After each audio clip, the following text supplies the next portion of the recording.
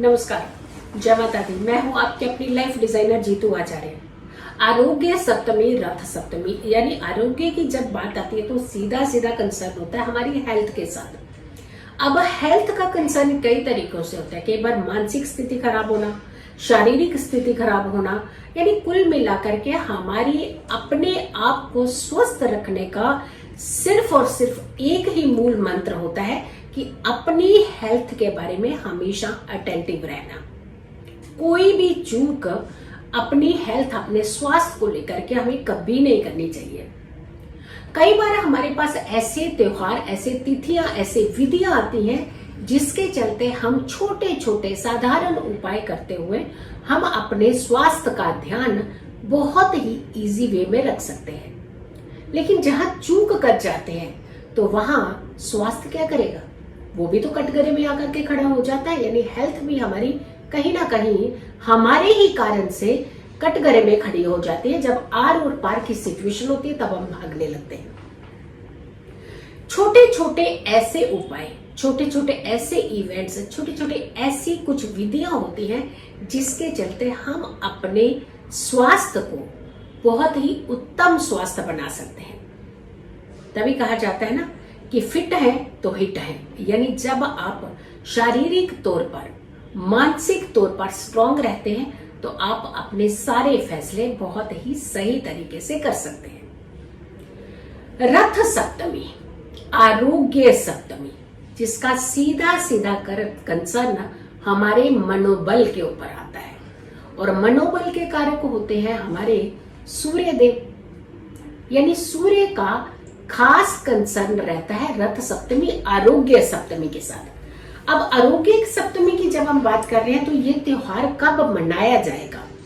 7 तारीख को, 7 फरवरी को ये त्योहार मनाया जाएगा। और इस त्योहार को मनाने का मेन कंसर्न रहेगा आपकी हेल्थ को चुस्त और दुरुस्त रखना। सूर्य देव की आराधना का त्योहार माना जाता है। आपके मनोबल को बढ़ाने का त्योहार माना जाता है।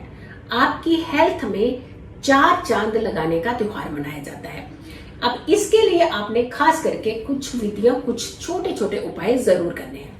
अब जब हम सूर्य की आराधना की बात करते हैं तो ये भी कहा जाता है कि सूर्य के 7 घोड़े इसी दिन उनकी रथ को तैयार करते हैं। यानी रथ पर सवार होकर के सूर्य देव आते हैं तो इस समय बहुत एनर्जेटिक होते हैं। वैसे भी जब सूर्य मकर राशि में जाते हैं, जो कि बहुत ही उत्तम मानी जाती है मकर संक्रांति, तभी से कहा जाता है कि सूर्य का मनोबल जो है वो डिग्री बढ़ना शुरू हो जाता है। और रथ सप्तमी में ये कहा जाता है कि जो लोग व्रत रखते हैं उन्हें कई सारी प्रॉब्लम से छुटकारा मिलता है। जैसे बहुत सारे लोग होते हैं, उन्हें करियर को लेकर के बड़ी चिंता रहती है, नौकरी को लेकर के बड़ी चिंता रहती है, तो रथ सप्तमी में नौकरी पाने के उपाय भी किए जाते हैं।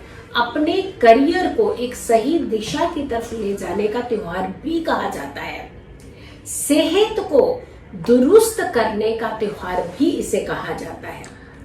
और तो और निसंतान दंपति, यानी ऐसी फैमिली जिनके घर में संतान योग नहीं होता है, कई उपायों के बाद, कई ट्रीटमेंट के बाद भी उन्हें संतान सुख प्राप्त नहीं होता है, तो ऐसे दंपति, ऐसे कपल भी इस रथ सप्तमी पर कुछ उपाय जरूर कर सकते हैं जिससे उनके घर में खुशियों की किलकारियां गूंजती है।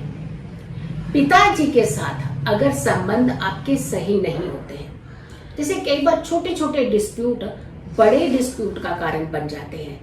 कई बार ऐसी सिचुएशन बिगड़ती है कि संभलते नहीं संभलती। तो ऐसे लोगों के लिए अगर पिता और पुत्र में खास करके मनमुटाव रहता है, या पिता पुत्र ही नहीं, पुत्री के साथ भी अगर के पिता के संबंध अच्छे नहीं रहते हैं, कारण कुछ भी हो सकता है। कई बार गलती पिताजी की तरफ से होती है, कई बार गलती संतान की तरफ से होती है, लेकिन एनी हाउ दूरियां बहुत ज्यादा हो जाती है। तो दूरियां किसी भी अच्छी हैप्पी फैमिली का सोल्यूशन नहीं होता है। तो कभी कोई प्रॉब्लम हो, डाउट हो, तो उसे जितनी जल्दी क्लियर कर लिया जाए उतना ही बेटर होता है। लेकिन फिर भी कई बार सिचुएशन क्लियर करने के बाद भी अंडरस्टैंडिंग नहीं होती, वो एक थिन से लाइन बीच में रह जाती है एक तनाव की। तो ऐसे लोगों को भी खास करके रथ सप्तमी पर उपाय जरूर करने चाहिए, सूर्य की आराधना जरूर करनी चाहिए। बहुत सारे लोग होते हैं उनका गवर्नमेंट सेक्टर में खास करके काम फंसा होता है, यानी हजारों चक्कर लगा चुके होते हैं, बट उसके बावजूद उनके काम जो है वो क्लियर नहीं होते, क्लिक नहीं होते हैं। तो ऐसे लोगों को भी रथ सप्तमी पर उपाय जरूर करना चाहिए, यानी 1 2 3 4 नहीं, अनगिनत समस्याओं के समाधान होते हैं। कुंडली में सूर्य की स्थिति नीच की हो, जिनके सूर्य पाप कर्तरी में हो, सूर्य 6 8 12 के संबंध बनाता हुआ, यानी सूर्य निर्बल हो जिन कुंडलियों में, तो ऐसे लोगों को भी सूर्य की आराधना रथ सप्तमी पर, आरोग्य सप्तमी पर, अचला सप्तमी पर, पुत्र सप्तमी पर, संतान सप्तमी पर, यानी इन्हें बहुत सारे नामों से पुकारा जाता है। तो इस सप्तमी पर इन्हें उपाय, मात्र छोटे छोटे उपाय जरूर करने चाहिए और अपने जीवन को सही दिशा की तरफ ले जाने का प्रयास करना चाहिए। ओम घृणी सूर्याय नमः, इस मंत्र का जाप अर्घ देते समय भी आप करें, मंत्र का जाप करें, और साथ के साथ उसके बाद भी 5 माला दिन में जब तक सूर्य अस्त नहीं रहते तब तक इसका प्रभाव ज्यादा रहेगा। सूर्य उदय से लेकर के सूर्य अस्त के बीच पूरे दिन में कभी भी एक साथ 5 माला जाप ओम घृणी सूर्याय का, सूर्याय नमः, इसका मंत्र का जाप आप जरूर कीजिए। यकीन मानिए आपकी कितनी भी बड़ी समस्या होगी, आपको रास्ता मिलना शुरू हो जाएगा और आपकी हेल्थ कभी भी डाउन नहीं जाएगी। धीरे धीरे धीरे इनफैक्ट आपकी हेल्थ इंप्रूव होना शुरू हो जाएगी। मानसिक स्थिति अगर आपको लगता है डिस्टर्ब रहता है तो भी आपकी सारी सिचुएशन जो है काफी हद तक आप कंट्रोल कर सकते हैं। हमारे इर्द गिर्द ही है छोटे छोटे उपाय, लेकिन मात्र सिर्फ ढूंढने की जरूरत है। तो उस समय की, जिस दैवीय समय में ये सारे उपाय कारगर साबित हो सकते हैं। तो रथ सप्तमी, सूर्य सप्तमी, इनका पूरा पूरा लाभ आप अपने जीवन में जरूर उठाएं। छोटे छोटे उपाय हमें जीवन में सही दिशा की तरफ लेकर के जाते हैं, और ये दिशा आपने दूसरों के लिए भी जरूर सहयोग बनानी है, यानी इस वीडियो को आपने बहुत सारे लोगों तक जरूर शेयर करना है। और अगर आप लोगों ने अभी तक मेरे चैनल को सब्सक्राइब नहीं किया है तो जरूर कीजिएगा, वीडियो ज्यादा से ज्यादा लोगों तक शेयर कीजिएगा और मेरी आने वाली वीडियो का इंतजार करें। तब तक के लिए नमस्कार।